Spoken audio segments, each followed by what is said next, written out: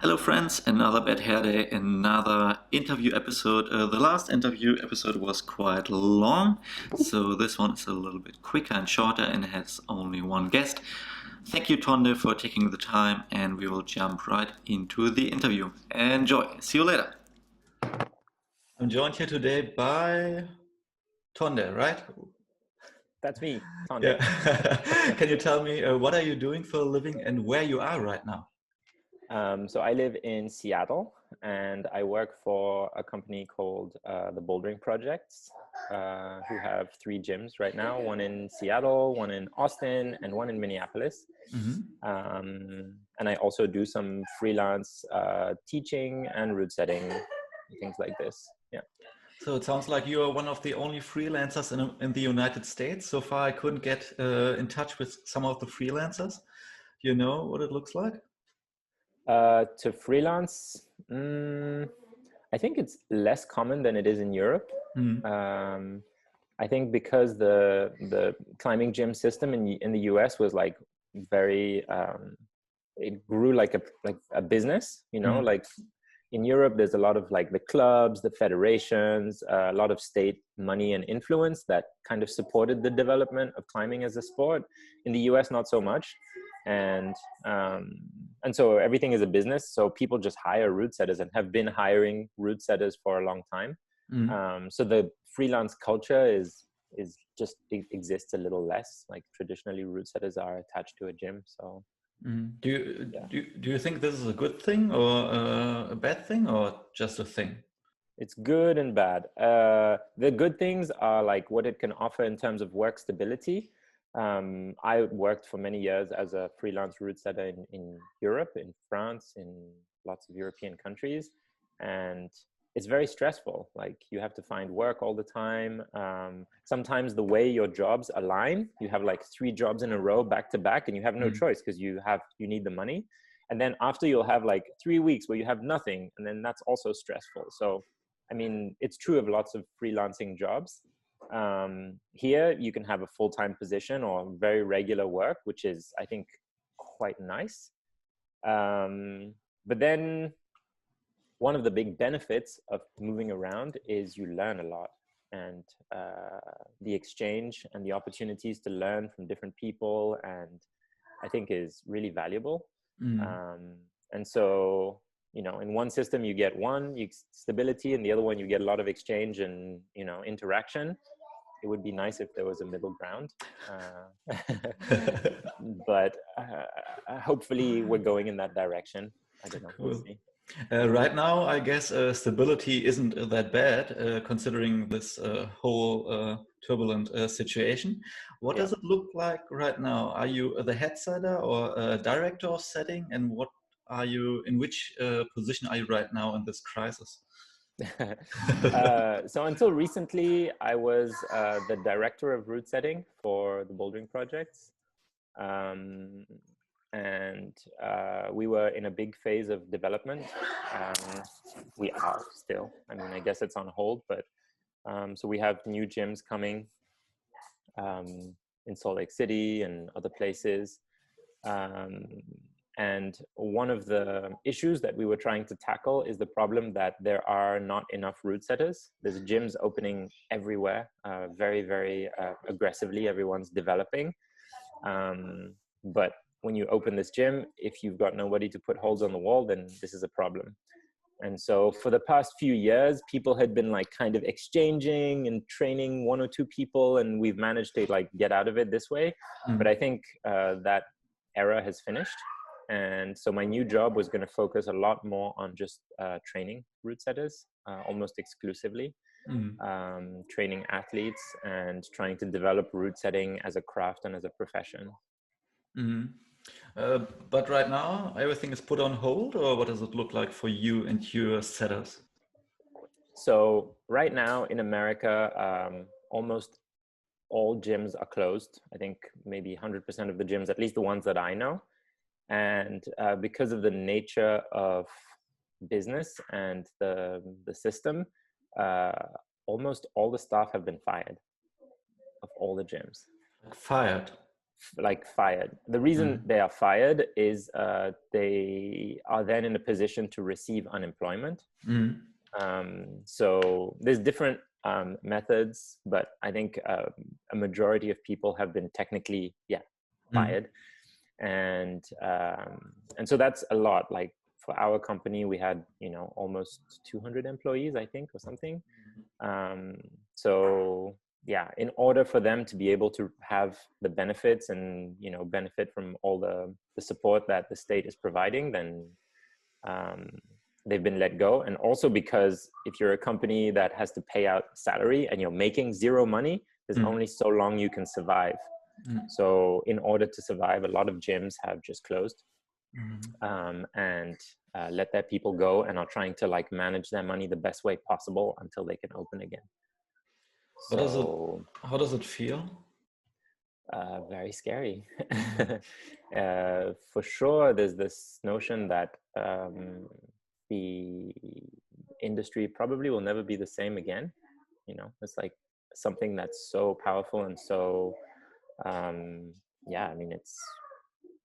we've never seen anything, and it happened so fast, and nobody was thinking this could happen. We were everybody was worrying about new developments and hiring people, and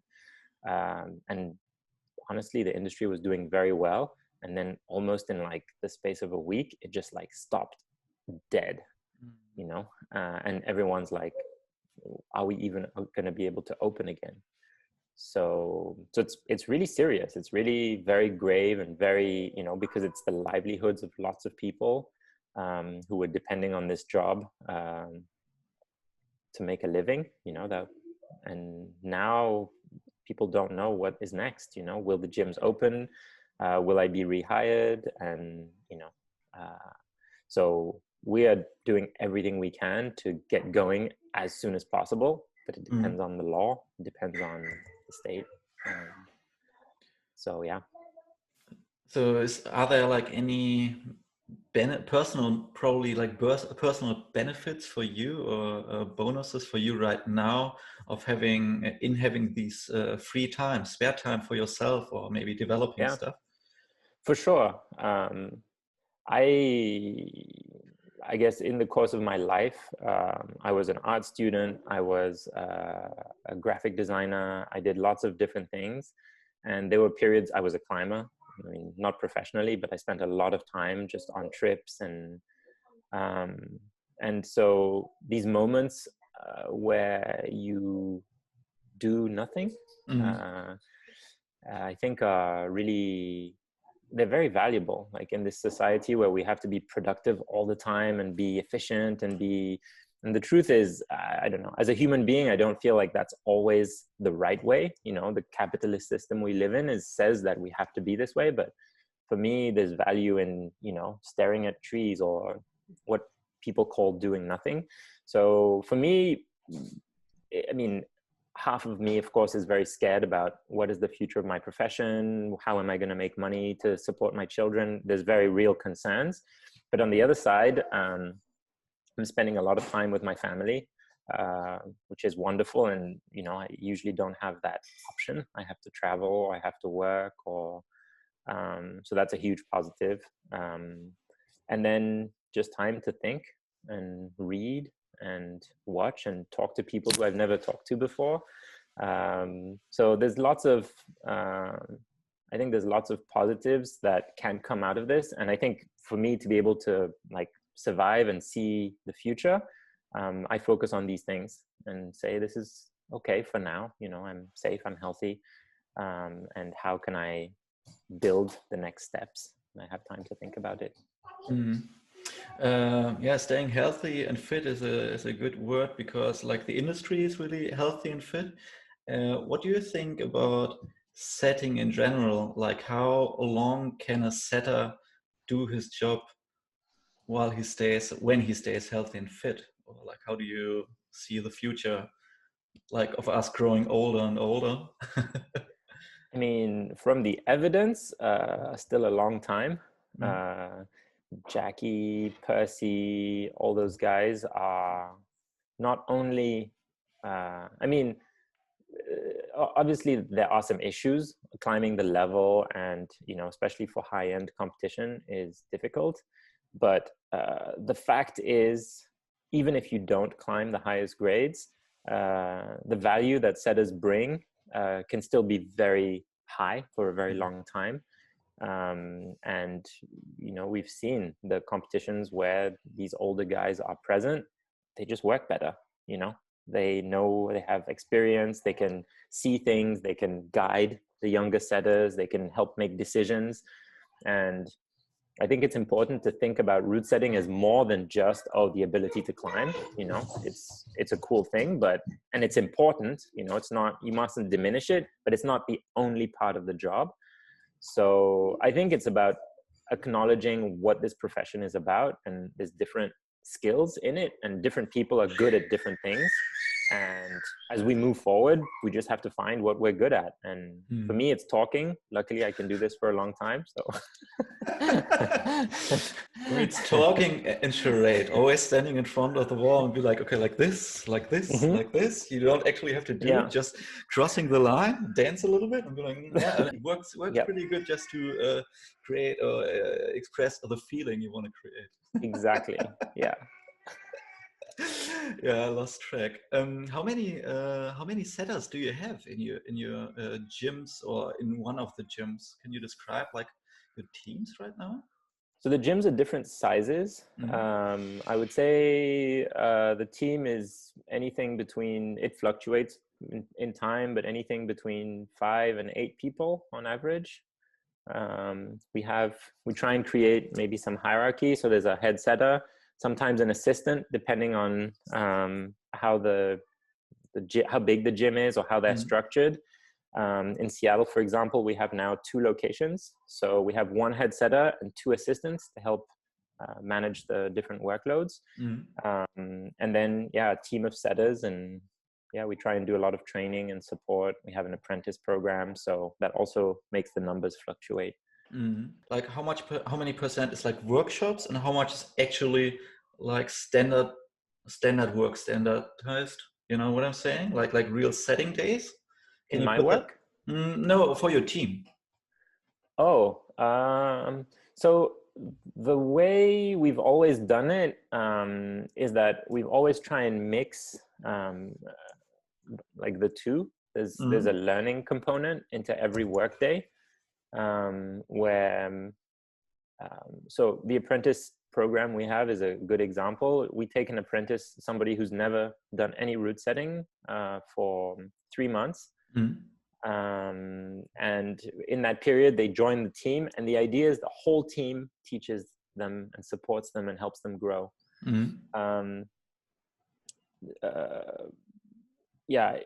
This is really good because it helps route setters verbalize and think about what they know how to do. And it helps them think about what they're doing, or, how it goes on the wall, and how they explain it or criticize it for somebody else who doesn't know. And then also it grows a person into the team, and we've had a lot of success with the process. But I think for route setting to be interesting, it has to be an exploration almost every time. There has to be an element of trying and and we try and create space for failure.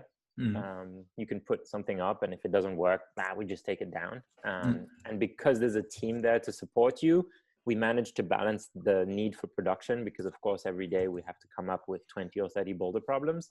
So it has to be balanced, but the two are blended together. You're saying 20 to 30 boulder problems. How many people? How many setup? Just like how many setups do you have each day for this amount? Well, usually the number is about 3 to 5 boulder problems per route setter per day. Okay, cool. More or less. So it's an average in the team. Some days you have a great day and you put up 6, and then somebody else puts up 2. And some days you have a bad day and you put up 2, and somebody else. So because this has been my experience of setting, I tried to communicate this and share this in the work environment that I created at the Bouldering Project. I mean, it's always a challenge, of course, because the gyms need productivity. We need to put, product on the wall. But at the same time, for it to be sustainable, to do route setting in the same gym with the same team for a long time, for a whole year, if you don't have some space where there's some excitement and some variability, you go crazy. I go crazy. So does it help you to like first you can if I'm correct, you came over to Seattle, right? You implemented or installed a new way or a different way of setting and running the setting team? I don't know if it's so different to Or you. not? Okay. I think it's just it's a more European method. Mm-hmm. First of all, my first mission was to implement circuits, because I grew up in Europe climbing in Fontainebleau and climbing in climbing gyms where almost so many gyms in Europe use circuit system. Mm-hmm. And so, and I really like it, and I believe in the circuit as a tool for progression and for route setting for many things. So that was my first mission. And because I implemented this, then of course I implemented a route setting system that takes into account the circuit. But I can't say I invented anything. I just okay. Okay. My question was more or less like, now that this setup is set up and you're moving into like the next ranking of managing, do you feel all right with managing? Did you learn it, or is it like for you a new discovery? I like it personally, because like at some point you're setting for 10 or 15 years and it's just like, yeah, I love setting, but at the same time it's a little bit, it's not boring, but it's nothing like which like stimulates your mind anymore. So I really love like thinking about the bigger picture, bigger problems. How do you feel about that? Like especially if you have 4 gyms and more projects coming up. Yeah, I definitely feel this is a very interesting aspect of the maybe the development of the industry and of climbing. For sure, like management in general is something I had to learn a lot, and working at different levels. So until last year, I was like very involved in the operations of the gym and helping managing teams and policy and budgeting and things like this.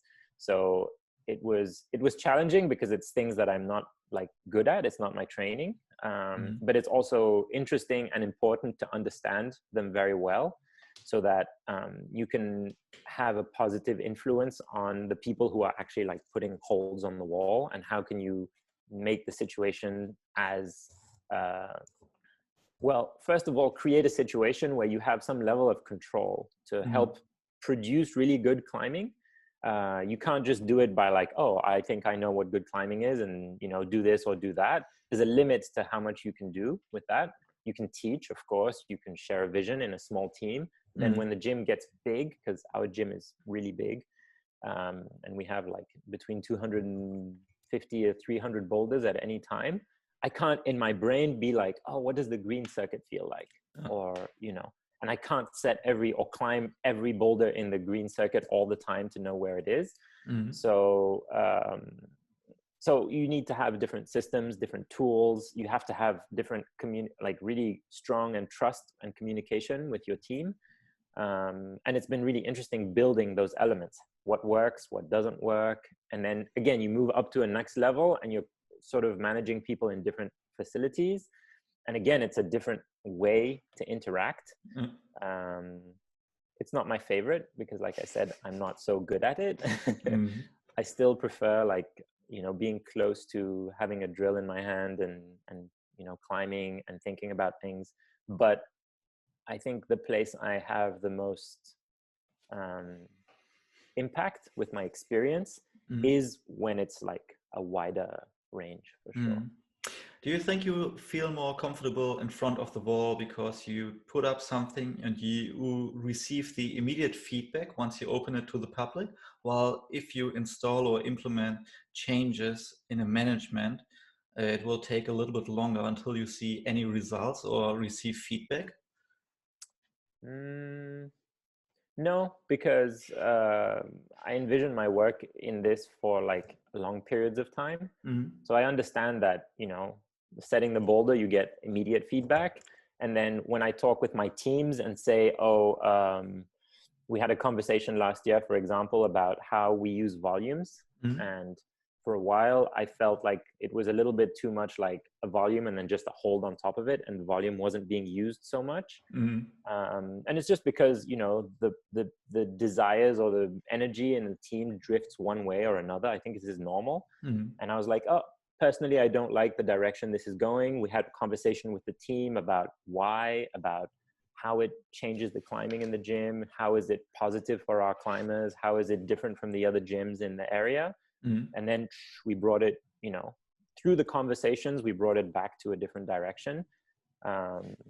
So, and I think this is really interesting. The thinking about ideas and then processing them through a team with other people's ideas, even sometimes other people's hands on the holds, not mine, Mm-hmm. and seeing what the result is of just like, oh, I put this idea in their head and they made something with it.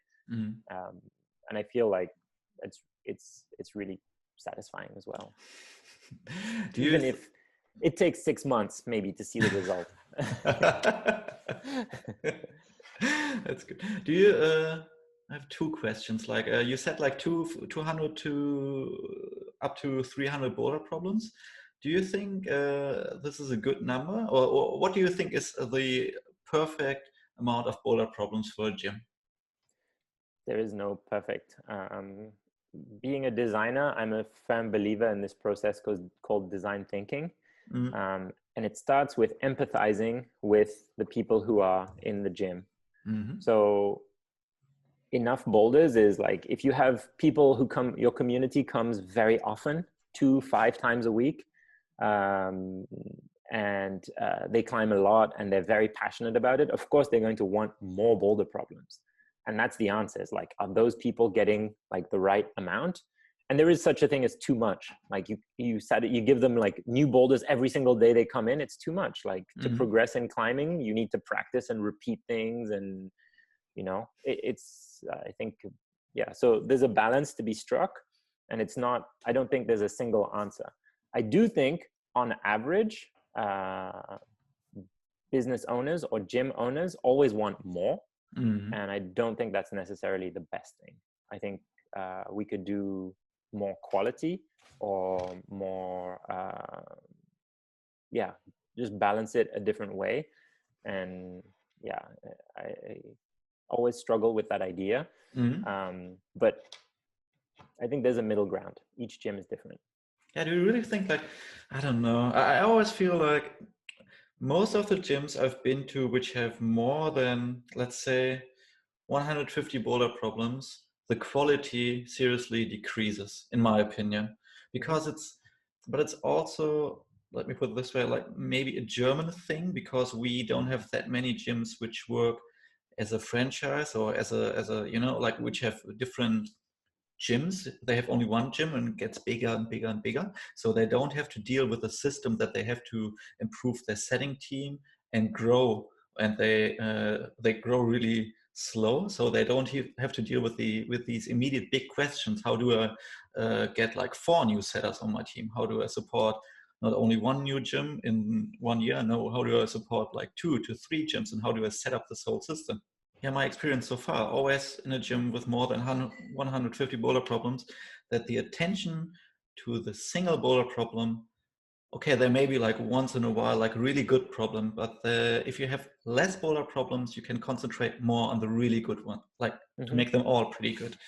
And I think something between 120 and 150 allows your team to concentrate on everything. And if you have a climber who comes into your gym, climbs all 150 boulder problems, and is like, there wasn't anything good for me, then your team isn't good enough. I think that's, yeah, 200 to 300. That's a lot. It's a lot. I think I don't think it's about a number. I think it is possible to produce quality at higher volume, but it requires more work. It requires putting in place of systems and tools to keep track of what that means, and have a process to make it sustainable. Because when you start to hit those numbers, new problems appear. How how does your team not get injured producing that much climbing and that much quality? Because if you want level of quality, you have to climb a lot still. So it means each day, you have to put up, if you're maintaining your average across all the grades, there's every day at least 2 or 3 boulders above 7B plus are going to have to be put up. And that's a lot of work. Just that. Sometimes it can take, 3 people a whole day just to make one. And, so to produce 3 of them on the regular twice a week, 6 boulders above that grade every week on top of, 15 to 20 boulders that are, in the lower grades that are going to be climbed a lot. So those are the ones that matter the most. So the quality still has to be very high. It's possible, but again, it requires at the management level, really strong communication and understanding of between the route setting teams and then the managing teams, or the gym owners or the people who have a vision about what this place is. Because the truth is, route setters don't decide what the size of the gym is. Oh, your owner, so it's like, I don't choose. If I could choose, sure, I would. I think small gyms are better for lots of reasons. But if the gyms were smaller, they also couldn't afford me to, hire me from another country. And so you can't, in French, we say you can't spit in the soup. You can't, eat the soup, and then you have to work with the system. So for me, it's about, okay, well, my gyms are big, very big. I work with teams, but I'm also supported by owners who are asking me, how do we do this? How do we produce quality at this scale? Which, by the way, is the reason I live in America. Like, I came here because these people have a vision, and Andy, Chris, and Dylan, who are the owners of the Bouldering Projects, the way they view what a climbing gym should be, I think, is, for me, special and different, and it creates opportunity to do very good route setting. So it's worth living in Trump's America to try and push route setting forward and make it, it's a little bit crazy. I ask myself this all the time. I'm a French guy, why am I here? And especially now in this time, it's quite crazy. But the reason is I really believe in this sport. I believe in this job, and how it can change people's lives or things like this.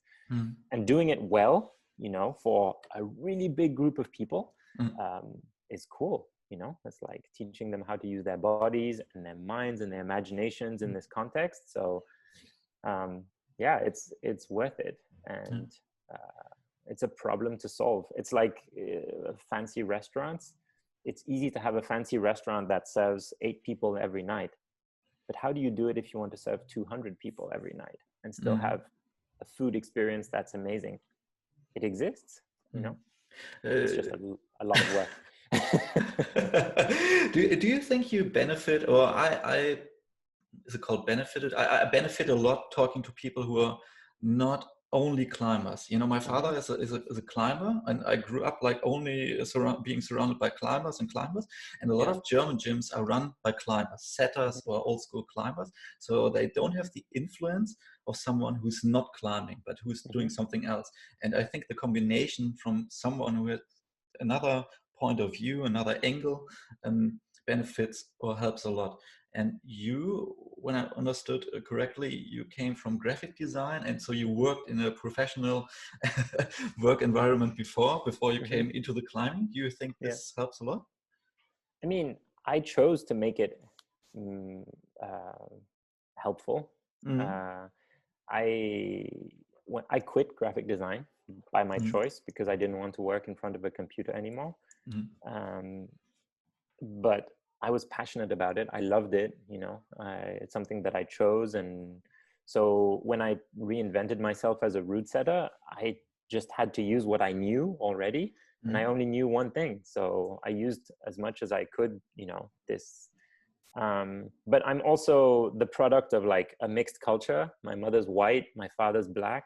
I grew up in Africa, but then, the rest of my life I lived in the Western world.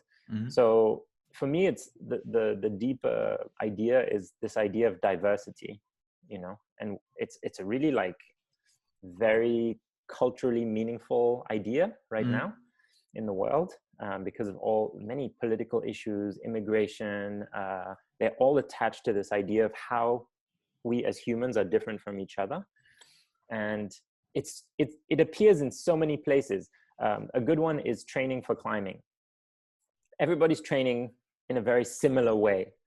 And, it's a lot of strength training, a lot of upper body and finger training. And then you look at the World Cups, and then the hard things are like standing on bad feet. And where are the tools to train that, And the idea that the people who are the best climbers are the people who can do the most different things.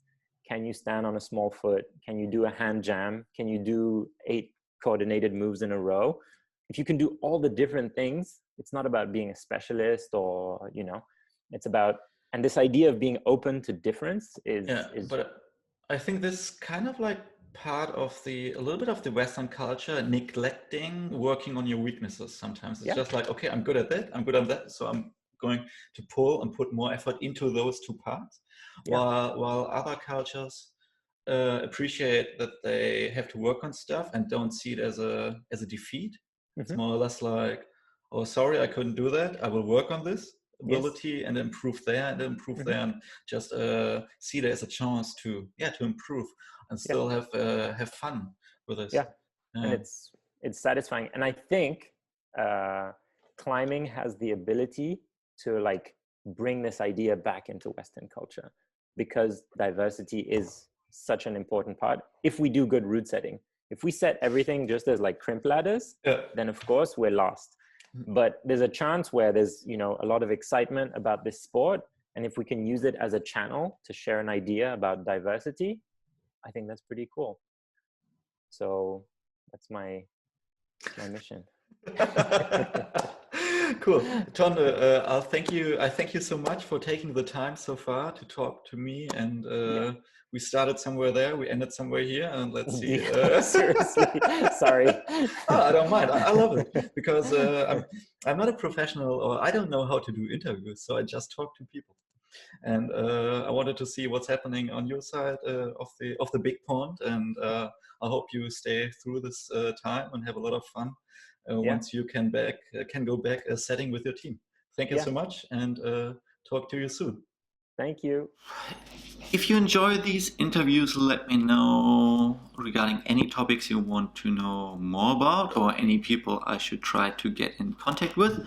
Otherwise, I'll just contact people or just do my thing and talk about stuff I want to talk about. But hit me up, let me know. If you enjoyed this, follow this channel, leave me a like, and share these videos. Thank you so much, and have a lovely day. Nikki out. Bye bye.